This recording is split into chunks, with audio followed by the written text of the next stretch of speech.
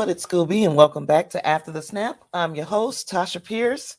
This right here is More Than a Movie. It's a show that we do on Mondays where we talk about documentaries, docuseries, anything that's said to be rooted in actual fact, and then we see what's left with the story to tell.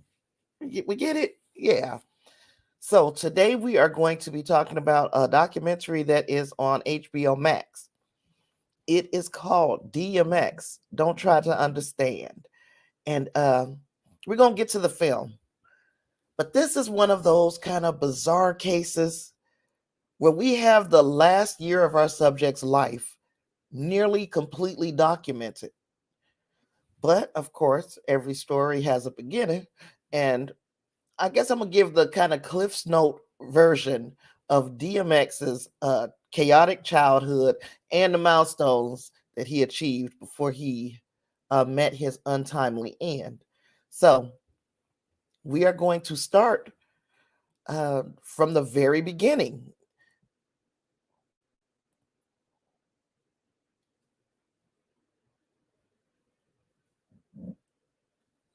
Hello, Bun. Hey.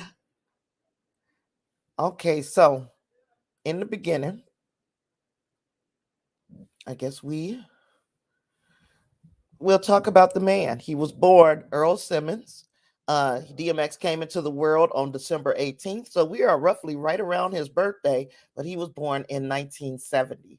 His parents were Arnett Simmons and Joe Barker. They were 19 and 18 years old, respectively. When he was born, he was also his mother's second child. So he has two sisters, Bonita and Shayla.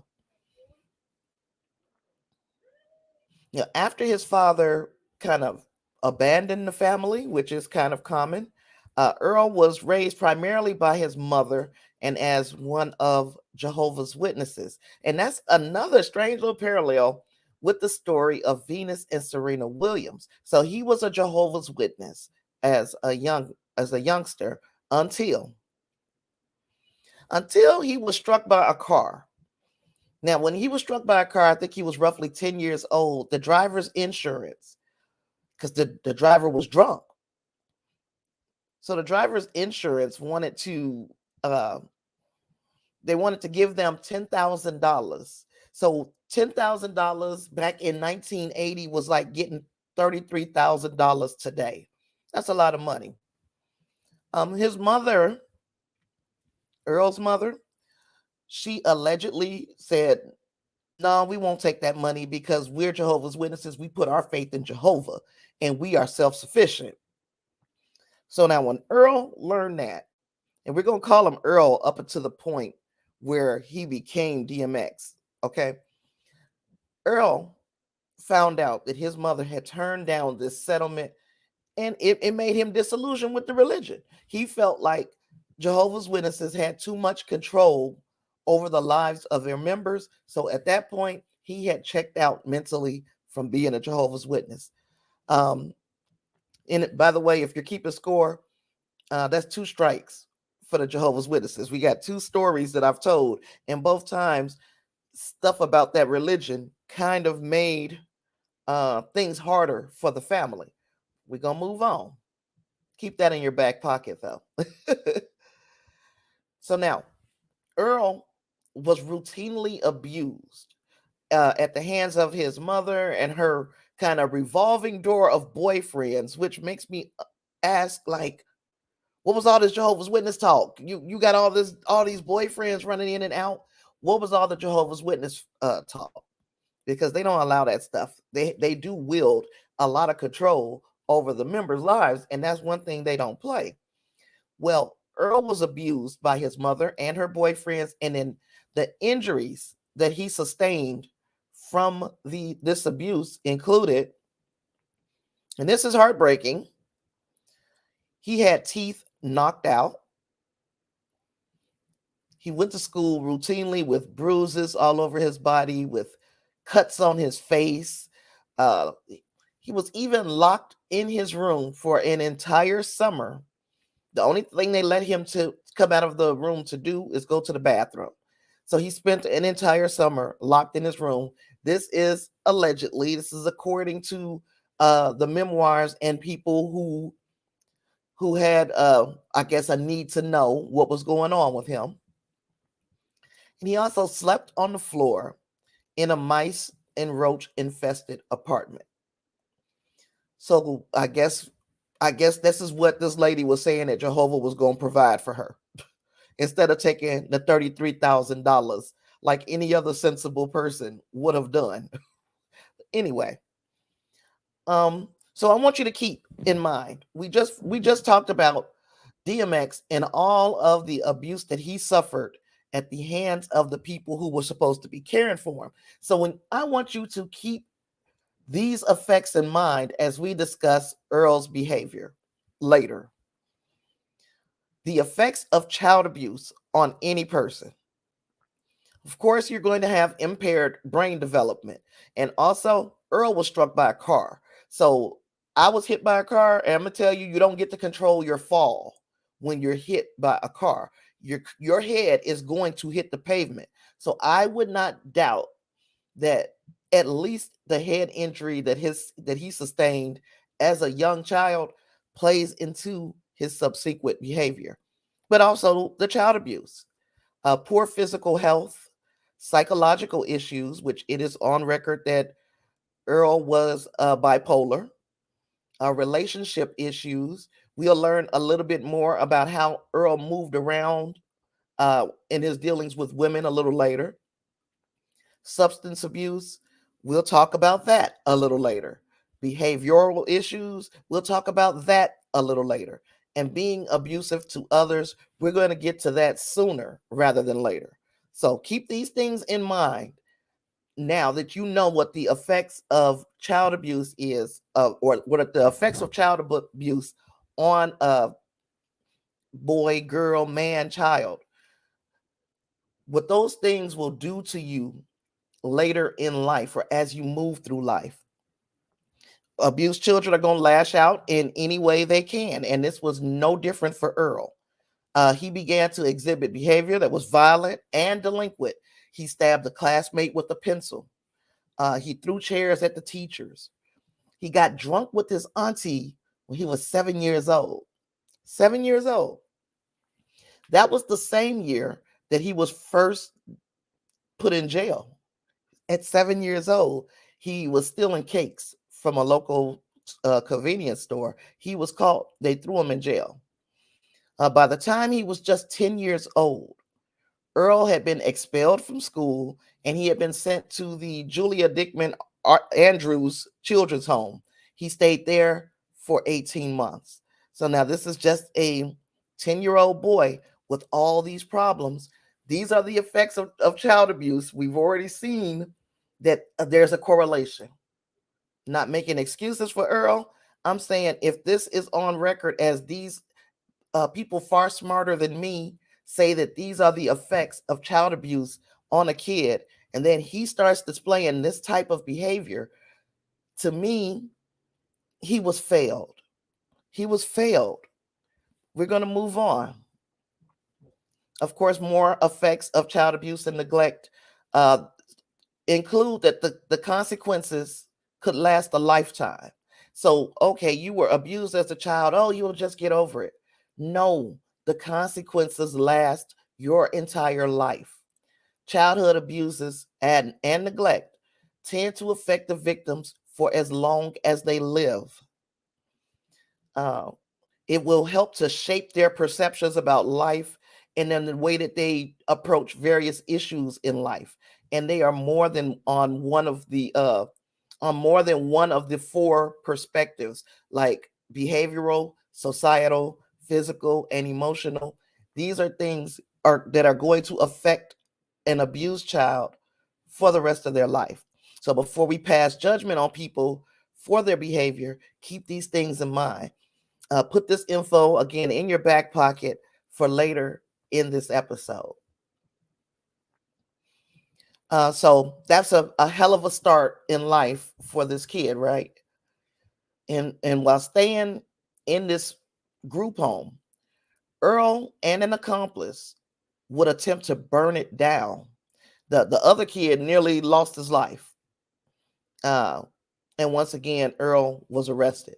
Now, by the time Earl was 14 years old, he ran away from home. He was tired of the abuse. I guess he felt like he would just fend for himself. He started living on the streets, sleeping in garbage bins and at the Salvation Army. But after so much of a child showing up at the Salvation Army alone, they hunted down his mother, and his mom had him sent to another group home. But this group home was going to change his life, because it was here that Earl fell in love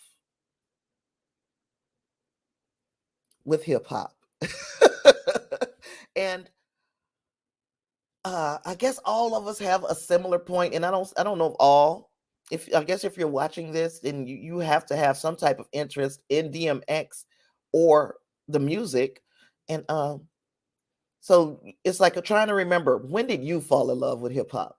Like, because for me, it was when I first heard Rapper's Delight, Sugar Hill Gang in the early 80s. My brother came home with the big ass record. That Hearing that, and it had instrumentals. So hearing that when I was a young girl, I was writing rhymes by the time I was 10 years old. So for Earl, it was right around the same era. He learned about hip hop and realized that he had a talent for it uh, in 1985. He was close enough to the inception of hip hop that he might have felt the birth pangs. Like, the streets in New York had to be proud of what they were delivering to the world, which was a new sound that would soon become a look, a vibe, and a culture. And DMX was here for it. He was definitely all the way here for it. He wanted, uh, he didn't know that he had that talent. Other kids kind of pointed it out to him, but he wanted to just absorb himself in the culture. So that is when things could have taken a good turn for Earl. Then when Earl returned home from his stint in jail for trying to burn down the group home, he met this guy named Reddy Ron, who was a local rapper. So you can see the picture, the guy with the big arrow pointing in his face, that's Reddy Ron. Reddy Ron was impressed with Earl's beatboxing skills, and then he became his kind of partner and mentor. So at this point, this is when Earl chose the name DMX, and that's because he saw it on an instrument that he used to play with at the boys' home, the Oberheim DMX drum machine. It later became known, or was interpreted as Darkman X. Again, even thinking of the choice of name from DMX. Of course, this isn't a happier ever after moment in Earl's life. In fact, I'm not even sure if there is a happier ever after moment in his life, period. Because according to Earl, when he met Reddy Ron, this is the year that he began to cheat on his first love. His first love was hip hop. He began to cheat on his first love with an insidious mistress, crack cocaine. So he claims in his memoirs, Earl does, DMX, he claims that Reddy Ron, this grown ass man, laced a blunt and let him smoke it. So now, the kid was already smoking weed, because we know, we just went over one of the effects of child abuse is turning to substances to make you feel alive. Okay, so he was already smoking weed. This grown ass man laced the weed with crack cocaine, and that began his on again, off again relationship with crack. For the record, Reddy Ron denies these allegations, but it's like, okay, who are we going to believe? But if this kid started smoking crack at 14 years old, he didn't have a chance. Again, he was failed. So remember, the immediate emotional effects of abuse and neglect on a child is isolation, fear, and an inability to trust. But the minute he trusted someone new, what happened? Now he has an addiction. Um, of course, it says again difficulties during adolescence. At least 25% of people who are abused are more likely to experience problems such as delinquency, teen pregnancy, low academic achievement, drug use, mental health problems, juvenile delinquency, adult criminality, abusive behavior, alcohol and other drug abuse. We are talking about DMX. This is all of this shit. It's like textbook. This is exactly what happened to this young man at 14 years old. So, as a freshman at Yonkers Middle School, he didn't stop getting in trouble. He started smoking crack now. So now you have to feed that addiction. DMX in Yonkers Middle School was the second fastest person on his track and field varsity team, but his grades were bad. He was never able to get his grades to the point where he could continue to stay on the team, and his attendance record was pathetic. He started to turn to robbery as a way to get out of poverty, to feed this drug habit. He started robbing people. Keep in mind, freshman year in high school, what were you doing? Because I didn't have a crack habit. So I don't know how I would have reacted at 14 years old with the crack addiction. Okay, so he started snatching purses. That was $1,000. He got like $1,000 from snatching somebody's purse. Then he used that to buy a dog collar and a harness for his dog. Because what I failed to mention when I was telling you he was sleeping on the streets, the only friends that he had during this time, he kind of adopted dogs, which goes on to explain his love affair, the way that he truly seemed to see himself as one of those animals. So when you dig into his life and you start to learn the things that he had been through, everything else starts to make sense. So he stole this purse. He bought a dog collar and a dog harness for his dog. He did this for the dog before he did anything for himself. Stole again, bought some Timberland boots for himself. By the end of the year, he only went to school just to rob people. He was just going to school to rob people, and he was robbing at least 3 people a day. Then he started carjacking. Because shit, after you'd have robbed all the kids at school, you already know you're not getting very much money there. So he moved up. He stepped up to carjacking. So when we look at this chart about all the effects of child abuse on a child, Earl is ticking all the boxes on the checklist. I'm going to move on. Earl, once again, of course, he found himself in jail, but this time he spent all his time while he was in jail writing lyrics. And when he was released, he recorded these lyrics on little mixtapes. Y'all know the little cassette tapes that we had back in the day. He was one of them people back in the day who kind of was on the frontier of this standing on the corner selling your own mixtape. But by the time he was signed to his Rough House Records contract in 1992, he was already a local celebrity because he had enough people in the New York area had heard his rhymes or had heard legend of DMX. He became DMX at that time. People started to hear about the legend. This kid can really flow. This is a dude that y'all gotta hear. So he's a local celebrity. Now, DMX had a start to his career that was unheralded. Nobody had ever done this before. And that is, he was the first artist to debut 5 consecutive albums at number 1 on the Billboard 200 charts. So we're going to go over the 5 consecutive number one albums that DMX released, and then the albums that came after that as well. We're just going to talk about the music.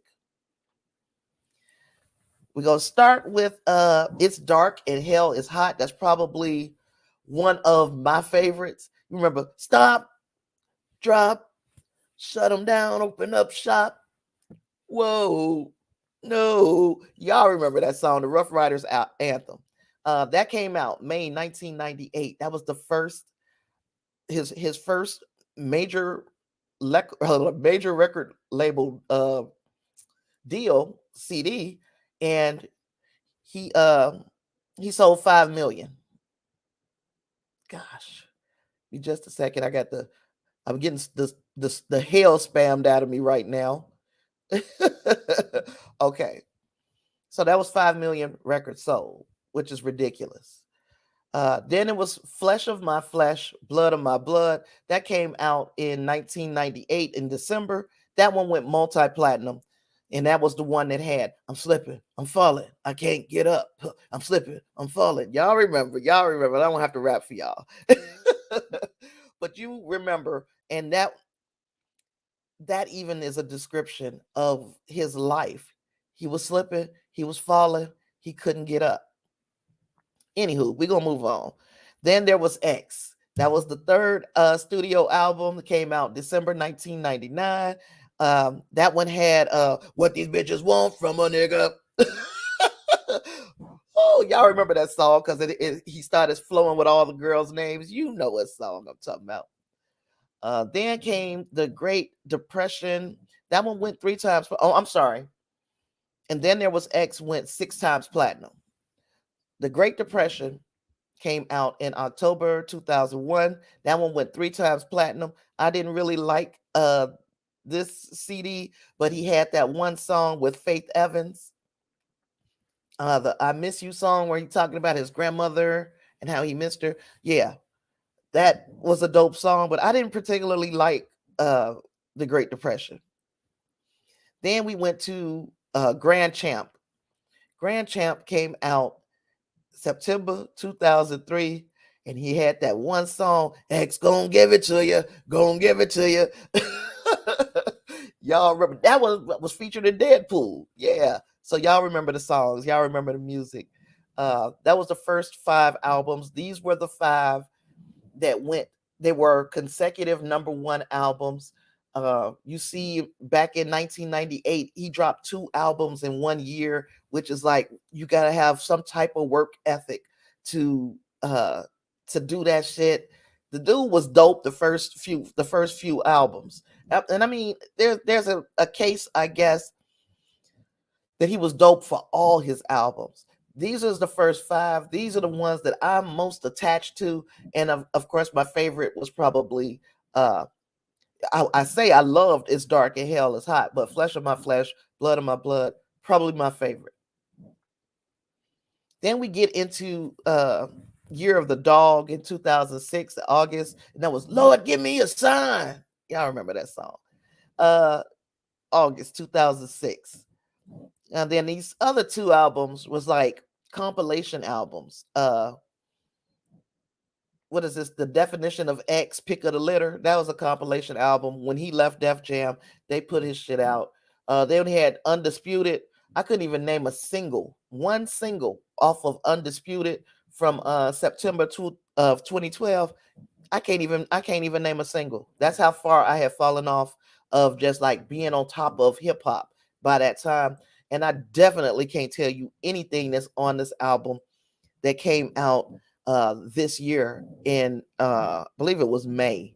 When it came out in May of this year, I can't tell you what was on that CD. I don't even know. But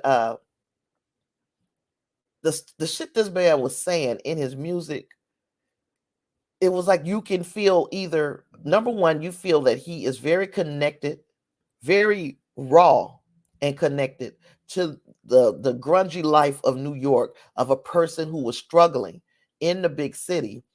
You can tell, you can see the struggle. You can see he's real. You can see he had all of the street anthems. So if you was just out there in a grimy environment, this right here is speaking your language, and that's why so many people gravitated towards DMX.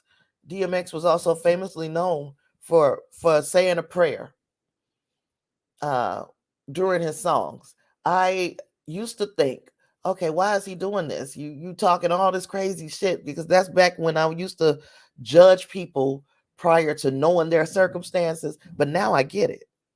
As an adult, now I get it. Or as a more mature adult, now I get it. So yeah, let me know if you guys got any favorites of DMX. Uh, put your songs, your favorite DMX songs, down in the chat or the comments. I would love to take a look and a listen, especially if your favorite song came on one of these later albums, the one from 2012 or the one from this year. I'd like to hear it. So DMX believed that he was a born again Christian, and it's not for me to tell him he wasn't. So he was born again through Christianity. He read the Bible every day, and while he was in prison, he read the Bible cover to cover uh, more than once. Like he always, the man knew the scriptures. That's more than what I could say for a whole lot of people. So many people don't know what they believe. They know that this book, and they know little parts of the book, but how many people who swear that they are born again Christians have read the Bible cover to cover on more than one occasion? Granted, he did it while he was in jail. You ain't got a whole lot much more to do, but he did it. He was a deacon. He wanted to become ordained as a pastor. He shared his faith with other people. He would even conduct Bible studies where he actually led people to Christ. So this is another side of this very complex human being that was Earl slash DMX. A very, very complex person. Man, when he was in jail, he said that he had a purpose for being there. He said, I came here to meet somebody. Don't know who it was, but I'll know him when I see him. I came here to give him a message, and that message is Jesus loves him. And I thought that was, it seems like even when he was having his hardest times, he thought about other people quite a bit. He didn't want people to fall down the same rabbit holes that he did with the drugs and the criminality. He gave people good, poignant advice, and you can't take that from him. Lysandra, I see you say I gave your favorite DMX song. What, you ain't even got to tell me. I'm about to guess it. What these bitches want from a nigga. That's your favorite song, I bet. So moving on. DMX had 15 children with 9 different women. So remember what one of the signs or symptoms of lifelong symptoms of having been abused as a child was that you have relationship issues. You also have trust issues. And the fact that he moved around the way he did with these women, he married his childhood best friend, one of his childhood best friends. Her name was Tashara Simmons. He married her in 1999. They was married for 11 years. He had 4 children with her. Then, let me see. After he got incarcerated in July for the 3rd time in that year, July of 2010, I'm sorry, his wife says we're going to separate. And I feel for him because he was married to this woman for 11 years. That doesn't mean that he was faithful to her for 11 years, but they had been childhood best friends. They got married, they got this family, and then they had to, go their separate ways because she could not rein in the destructive behavior. And he was engaging in a lot of destructive behavior. At times he was suicidal. It was getting harder and harder for her to basically keep an eye on the family, and keep an eye on him at the same time. He was doing a lot. He had extramarital affairs all throughout their marriage, like I said, and some of which produced children. He had a daughter born in 2002. Um, let's see. I don't want to tell all the business of these people. All the he got sued for this and he got sued for that. If it had something to do, like as far as the relationships that he had with these women, again, I'm saying his relationships with these women were very troubled indeed. But without me going over every child and every child's mother, we know that there were 9 mothers involved in this. We know that there are 15 children involved in this. The one thing that I don't like that DMX did, knowing that he lived the kind of life that he lived, is that he didn't leave a will for those children.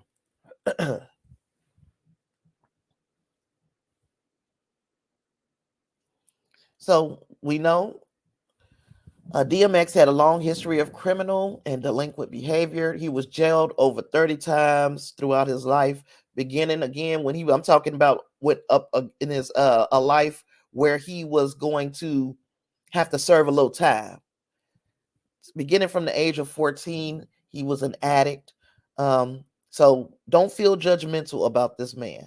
I'm gonna point you back to those studies that describe the lifetime effects of abuse. Gosh, I cannot believe my. Do you see these dumb comments coming up here?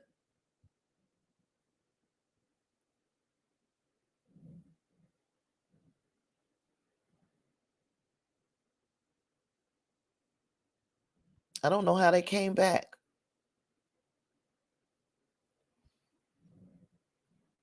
I don't know if you see them, Lysandra.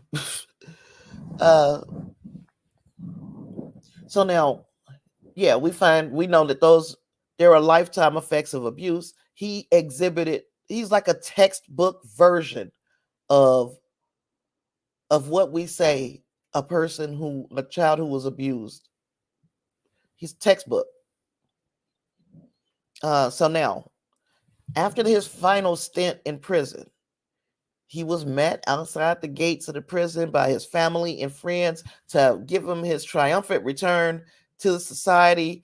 Then he, at that time, also agreed to have a documentary filmed to chronicle his comeback. Now, there were some people, and I'm gonna try to get rid of the darn comments. They won't go away.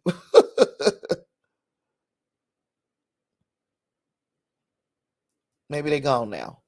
Um, we got to also remember, because we're not here to sugarcoat Earl Simmons. Earl Simmons, if you could read the quote that he got on the screen that I've got on the screen right now, he said, "Right, wrong, good, bad, heaven, hell. I think that is the theme of my life," and he was 100% correct. But sometimes when we love a celebrity, we want to rewrite their story by erasing all of his negatives. We only want to remember them at their best. But DMX embraced his flaws, and it would be a disservice to his legacy to not talk about all of those struggles along with his triumphs. So as we move on, I'm going to be talking about the HBO Max documentary. I want everybody to watch this documentary. It is chronicling what he didn't know, that this was going to be the last year of his life, but it is so good that we have it recorded. It's so good that we get to at least see this man in his element and recognize that he was only a human being. As they filmed this documentary, it was supposed to start to just chronicle his comeback, and uh it ended up being more like a eulogy. So of course it was a music box production, and it was DMX. Don't try to understand. It's directed by Christopher Frierson and Clark Slater. Was released on HBO November 25th, 2021, and it has a runtime of only 79 minutes, 1 hour, and just about a little over an hour and a half. Yeah, a little over an hour and a half, a little under an hour and a half, really. So yeah, Um, the film is focused on that year in the life of DMX, following him after his release from prison after serving a year for tax evasion.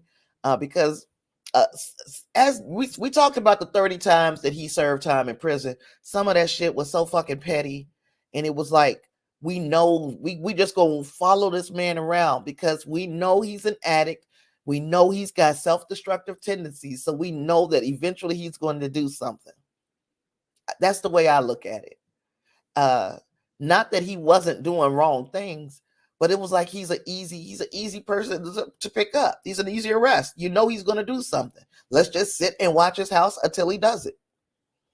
Anywho, so that whole tax evasion thing, he got out January 2019. Then he starts to attempt to rebuild his career, and he was reconnecting with his family. It also tracks his career from his rough upbringing in Yonkers. I don't feel like they went into his upbringing enough, but we'll get to that in a little later. Um, and it went into the successful debut in the late 90s, which we have covered. We have covered in the beginning parts of this episode. So now, what I enjoyed about the documentary the most is it simply told the story that was there. It started off as a comeback film and it turned into a eulogy delivered by DMX himself. We got an opportunity to experience DMX as a human being, albeit a very famous one. He was doing regular human being shit. He played pool. He ate Subway. He jammed the Gladys Knight and the Pips. He spoke to people on the street. He went back to the group home. He spoke at the group home to those kids. He spoke to fans at his concert like they were friends. Uh, he had issues, but he also had kind words of advice. Touring for him felt like work, but you know what? He always showed up until he didn't. But yeah, he didn't want to go to work sometimes. Sometimes, just like you and me, sometimes he didn't want to go to work. And most of the time he went anyway. Sometimes he didn't. I never heard about a bad show from DMX. So even though he didn't want to go to work, when he got there, he did his job.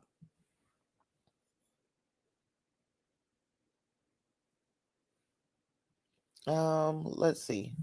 He struggled in his relationship with his fiance, with his children, with the music industry, and with himself.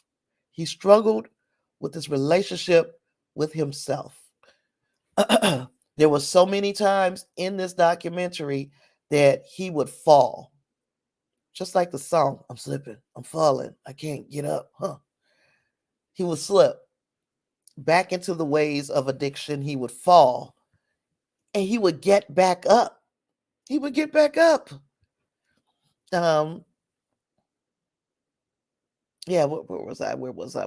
We saw the love that he had for his fans, his family, his cities, and despite all the ups and downs, the city, the fans, and his family loved him back. He even told a crowd of fans at a concert, if you don't fall down, God can't pick you up. And I'm going to tell you that biblically, and I'm not going to stay in the Bible for too long, but biblically, when Jesus walked the earth, if you believe that thing, when Jesus walked the earth, he hung around with sinners.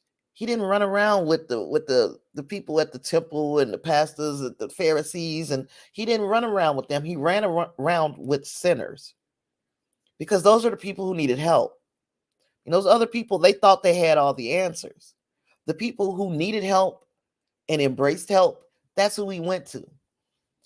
And I look at DMX, not to compare him with Jesus. Don't think that I'm doing that.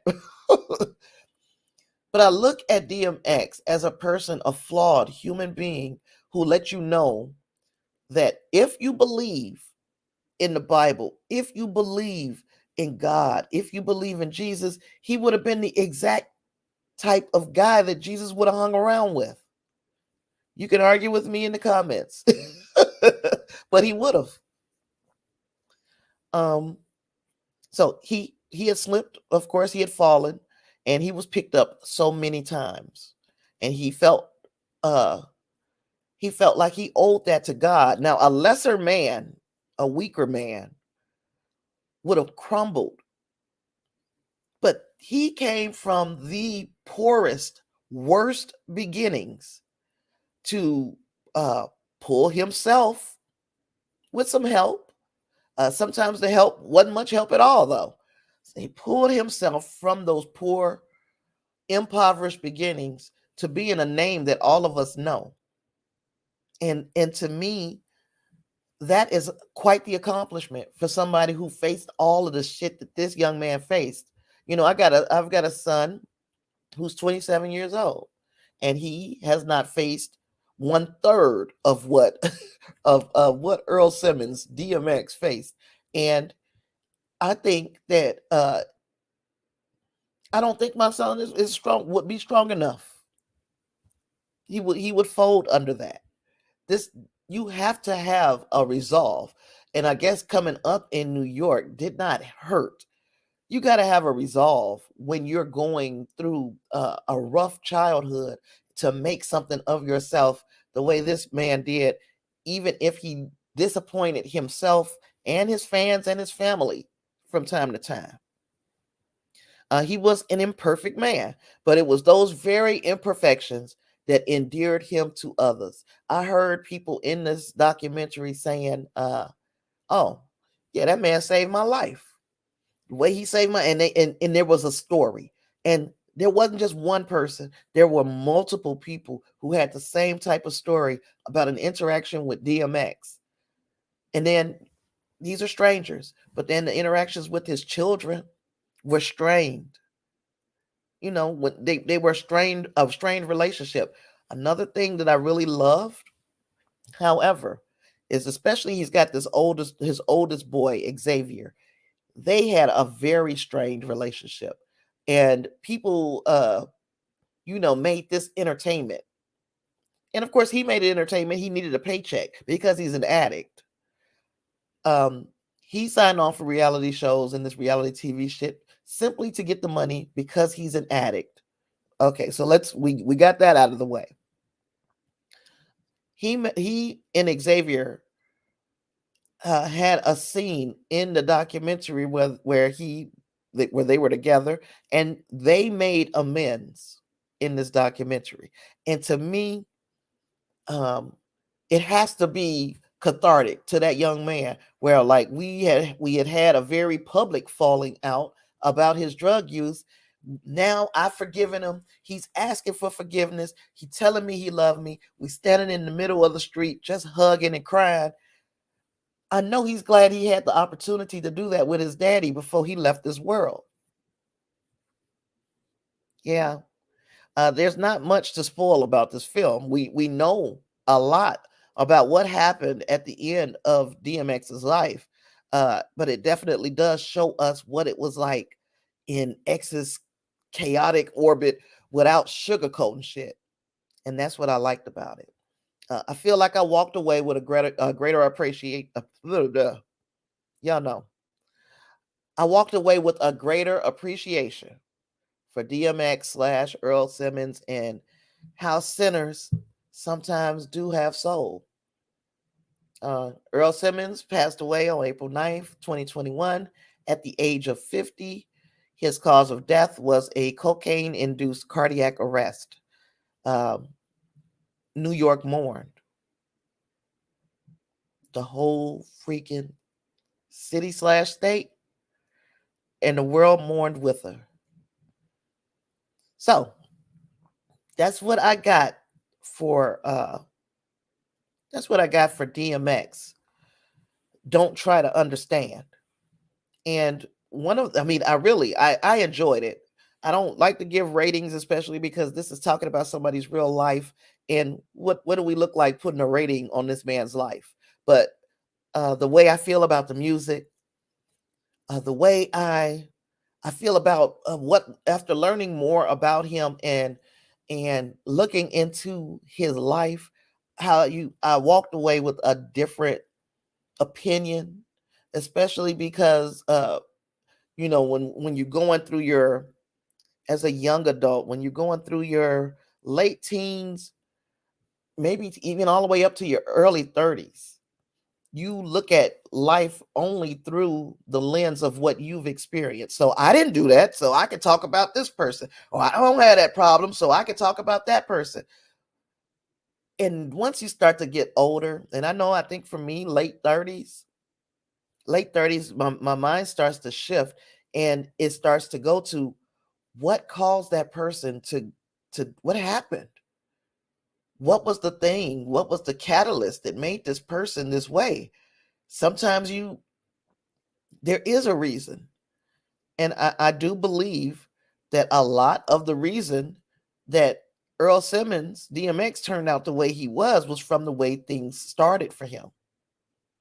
And for that, I'm sorry. Even though he's older than me, I wouldn't have been able to do nothing to help DMX as a youngster.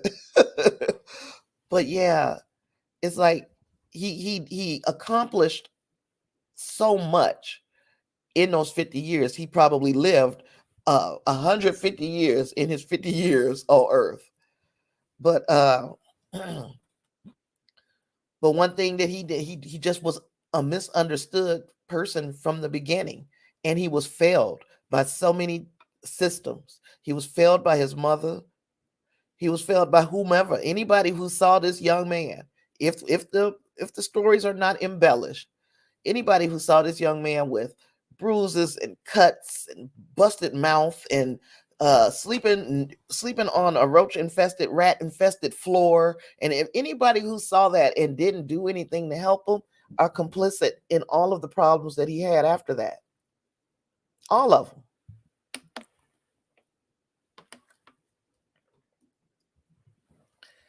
I'm trying to figure out what I want to do for next week's show.